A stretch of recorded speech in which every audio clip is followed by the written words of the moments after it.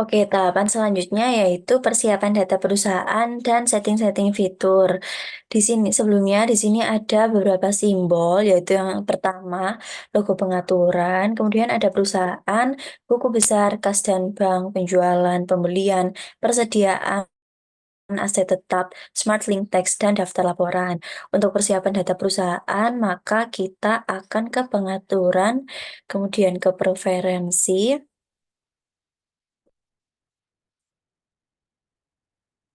Kemudian kita bisa ganti nama perusahaan kita menjadi PT Srengenge Skincare, kategori usaha, betul, bidang usaha others, lengkapi juga teleponnya. Ini dilengkapi sesuai dengan yang ada pada soal yang ini. PT Srengenge, teleponnya 0217777333, kemudian dilengkapi sampai dengan alamat perusahaan dan kode pos sesuai dengan yang ada di sini. Untuk nomor teleponnya 0217777333. Faksimilnya juga sama 0217777333 dan juga emailnya srengenge@gmail.com. Untuk tanggal mulai datanya betul 31 Desember 2022, periode akuntansinya sebenarnya kita sudah bisa memilih ingin periode mana, tapi sekarang kita pilih yang Januari sampai Desember. Kemudian kalau sudah lengkap di bagian info perusahaan, kita lanjut ke tab alamat. Kita lengkapi alamatnya. Alamatnya di PDF tadi, Jalan Hayangan Bidadari Glowing,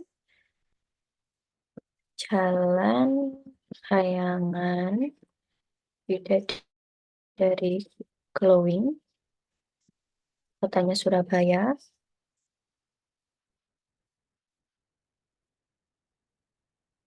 kode pos 60241. Jika sudah kita lengkapi, maka kita bisa klik simpan.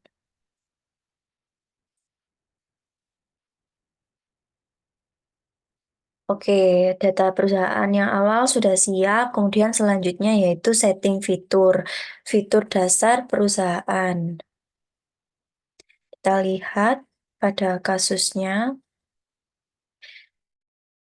Fitur dasar yang pertama, beberapa pelanggan dan pemasok masih menggunakan USD dalam bertransaksi dengan perusahaan. Kemudian perusahaan adalah pengusaha kena pajak yang memungut dan membayar PPN. Kemudian aset perusahaan diakui dalam catatan perusahaan. Petunjuknya yaitu klik menu pengaturan, kemudian preferensi dan ke fitur, kemudian centang yang dibutuhkan seperti fitur multi mata uang, fitur pajak, dan fitur pencatatan aset tetap. Kita kembali ke accurate, kemudian kita klik pengaturan, preferensi, kemudian fitur. Tadi yang wajib dicentang yaitu multi mata uang, kemudian pajak, dan juga pencatatan aset. Berarti ini sudah untuk fitur dasarnya. Kemudian yang selanjutnya, tambahkan mata uang asing, klik menu perusahaan, mata uang, input mata uang USD sebagai mata uang yang baru, kemudian klik simpan.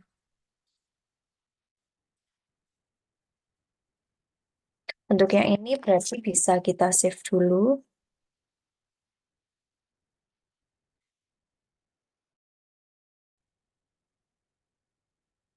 Selanjutnya mengatur multi mata uang dengan cara klik perusahaan, kemudian mata uang.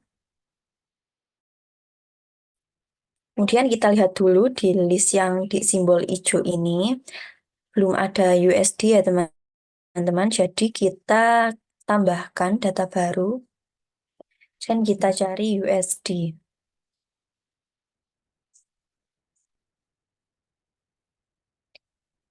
Ada, Kemudian kita bisa simpan dan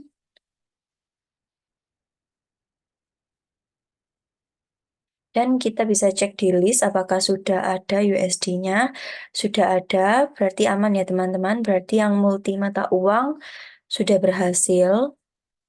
Kita bisa close. Kita lihat selanjutnya. Selanjutnya yaitu setting pajak pertambahan nilai. Petunjuknya yaitu klik menu perusahaan, kemudian pajak. Setelah itu, klik tombol daftar, pastikan sudah tersedia PPN sebesar 11%. Kita kembali ke Accurate. Kita ke menu perusahaan, kemudian klik pajak. Kita lihat di list apakah sudah ada PPN.